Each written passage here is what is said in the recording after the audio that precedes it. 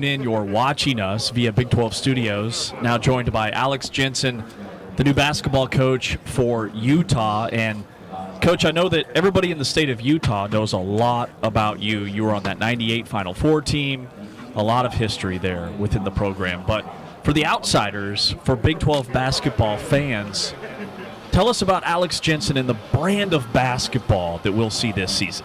Yeah, still figuring that out. Okay. No, but I think, since I've been back at the University of Utah, my team, the teams I was on and the teams have been successful have always been, teams that have overachieved. And I think you can say that, as far as the state of Utah goes, even the Jazz, all those years, you had guys that might have been overlooked, but I think, hard playing and a team that gets better as the season goes on and hopefully peaks at the end of the year. Yeah, I'm curious. It feels like the timing is right from an NBA college transition. There's more similarities now in those games than ever before. Did that play into your decision making to make the jump? Yeah, no, that was definitely part of it. And I still think, again, it's evolving, we're navigating, but I still think there's a path to success with NIL at the University of Utah. I think there's a sustainable way to do it. But yeah, I think there's a lot of similarities. And one of the things I'm often reminded of my D-League days. The money's a little bit different, but there's kind of a combination of the NBA, the D-League, and even Europe. What about schematically? I wonder how much you see differences in terms of like how assistants in the bench happens, schematically during a game versus, in the NBA versus college. That was one thing that I didn't want a big staff. I wanted guys to have responsibilities, not a lot of voices, and still figuring that out because the game's a lot different. Just the space alone, like college is a unique game.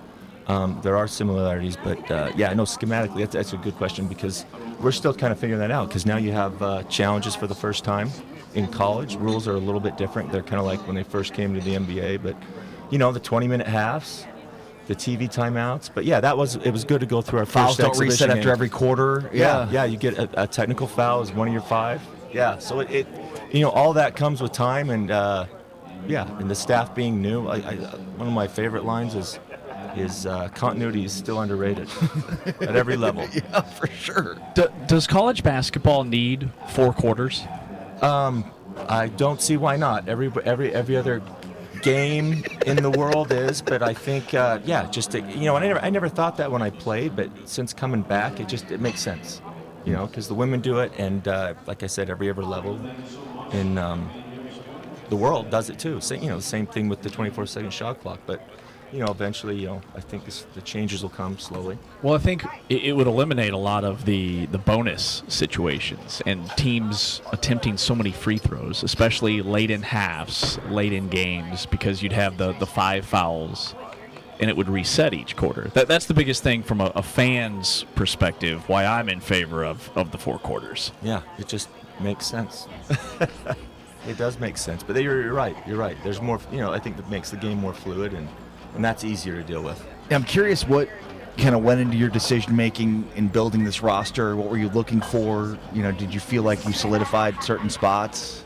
I think the one thing, having gone through it, the portal and that whole experience, we all of us learned a lot. I think, the one thing we were looking for was balance, right? Versatility and balance. And, and I think we got a lot of that. And again, hopefully we get to the point where you're not, building a new roster every year. Yeah. That's always, more difficult. How do you avoid that? That's a good question. We debate it all the time. It's kind of the combination of, how many freshmen do you want? Right. How many portal guys? Now Europe. I think, you see teams that have been successful in college have done that. You kind of like, I remember when I was in college before, like you'd have that class would be done early and you'd be working on the next class. So totally different now because it changes every year. But hopefully hopefully a little of that can creep in. Like you kind of look. You go from 101 to 202 to 3. Yeah, totally. So, Terrence Brown is a bucket getter. Over 20 points per game at Fairleigh Dickinson. Tell us about his game and how does he shine for Utah this season and carry that over from a scoring standpoint in Big 12 play? He had in our first exhibition game, he had a really good game, and I told him, Terrence has one of those problems you love as a coach. He goes too fast, too hard all the time. Like, I want you to go hard, but like slow down, make the reads, have the game slow down. And I told him as the season goes on, you gotta play the mental part of it too, because other teams are going to prep for you, and kind of take away your strengths, and you're going to have to be able to see that and read it and make make adjustments. Yeah, I'm asking every coach their thoughts on the zone defense. What's your thought on zone?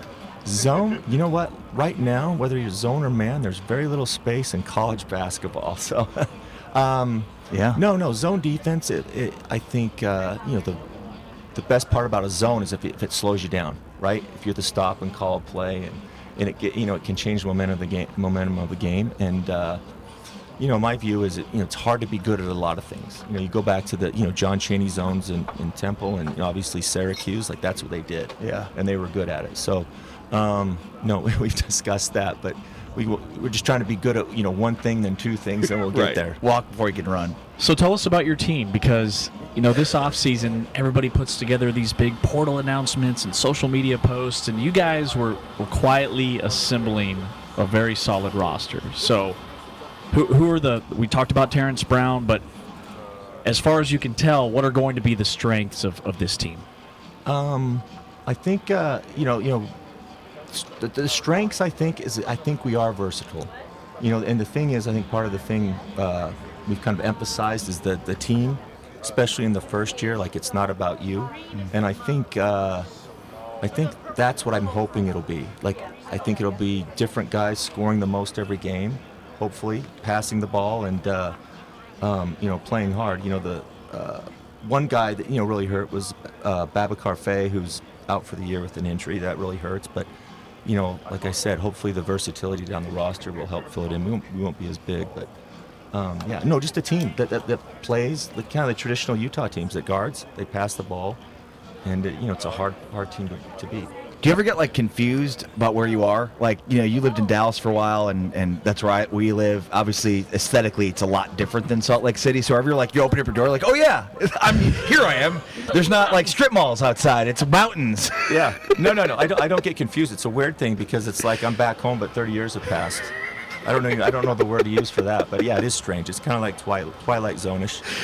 But I guess I'll tell you this: the basketball thing, that's the more confusing because it's such a different game. I've actually enjoyed it, but it's a lot to learn. Yeah. Yep. It's a completely different game, and I'm looking forward to that. But I do think there's areas I think what Kevin does at BYU, there's a mix there now, where more so and you'd know this better than I would, but it feels like the NBA is so much more matchup oriented and analytically driven, schematically. It was something I talked with Grant McCaslin about. You watch their bench during games, and they're constantly scheming up every set, based on person. So I don't know. It feels like the game's different, but there's room for the NBA game now in college, especially from a matchup analytical schematic standpoint. Yeah, no, for sure. And that's the one thing I've been reminded of. If you go back, college, there were certain schools that played a certain way, right? Yeah. There was yeah. I don't think there's style.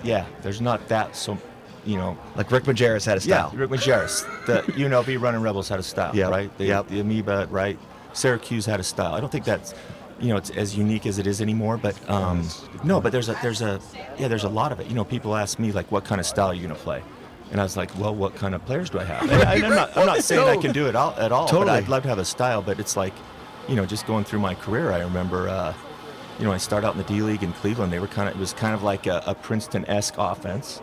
The Jazz in Utah was pick and roll heavy, and then the last 2 years in Dallas was very, get them. And the NBA has kind of gone that way. You get the ISO, the matchup, but again, like I said, there's more space in the NBA. It's harder to do that in college. So that's been a fun part too, because I'd love to have not necessarily a specific, but a particular style of play. Alex Jensen, the head coach at Utah, joining us here at Big 12 Basketball Media Days. Coach, can't wait to see your team this year. Yeah, no, I'm excited too. Thanks for your time. Alex Jensen, Utah. This is Big 12 Media Days, exclusively on TuneIn. You're watching us on Big 12 Studios. Big 12 Today here on Big 12 Radio, heard exclusively on TuneIn, watched on Big 12 Studios, the Big 12 Fast Channel, talking Utah men's basketball with Keanu Dawes and James Okonkwo, joining us here in Kansas City, and they have come armed with, that's a dog. You've got a couple puppies in your laps. Yeah, I think Who are the Phillip, and who do you have over here? Sebastian. Sebastian. What? I mean, the puppies have been a huge hit, but when that dog is in your lap, there has to be like a calming presence. It's like a therapy dog in a lot of ways. Absolutely. Feel grounded, feel relaxed. I would be a little concerned it would pee on me, though. They are puppies, after all. Yeah, that's why I'm kind of holding it at arm's length. Like, you guys are dressed to the nines. You've got your uniforms on. You don't want that dog to have an accident. No. Okay. Not Sebastian. He's behaved. How's the offseason going? How do you feel about your new coach, Alex Jensen?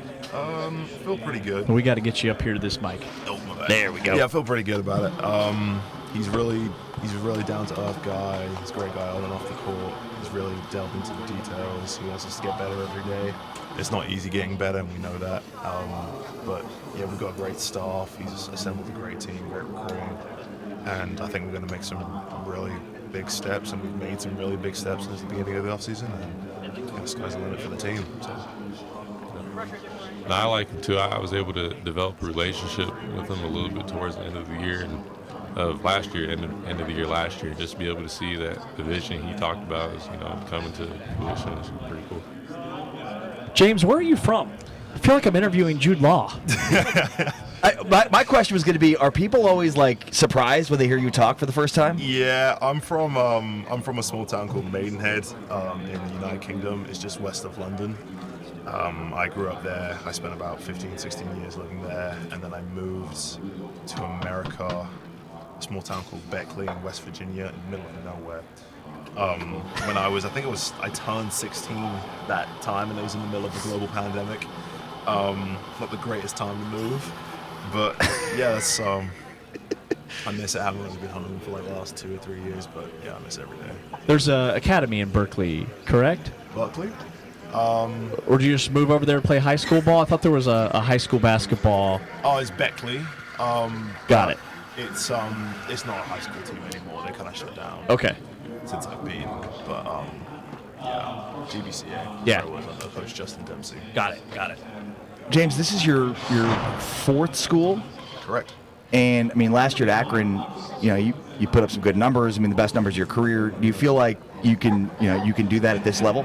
Absolutely. Yeah, I began in the Big 12. That's where my collegiate experience started when I was at West Virginia under Coach Bob Huggins, and I feel as if at the end of the Big 12 season, for the second half of my sophomore year, I got more into my role. And especially last year, Coach Dawes gave me a lot more leeway and a lot more confidence in my game, and yeah, just hoping to grow from now. Keanu, you're a returner on this team with the new coaching staff, and your game really started to shine the back half of last season. So what have you worked on this offseason, and what's the next chapter for your game? I think the next chapter is just putting everything together consistently. Like you said, towards the end of the year, I was able to kind of showcase what I can do more. But now it's just being able to showcase that throughout the whole season, hopefully to late March. And just, obviously I've added shooting. I've always had shooting, but now just shooting with more confidence. The staff trusts me, and that means a lot to me. So really just putting everything together and doing it for as long as I can. Talking Utah basketball here at Big 12 Media Days, last one. Last year, Utah was kind of on the bubble and in the NCAA tournament conversation for a good chunk of the year.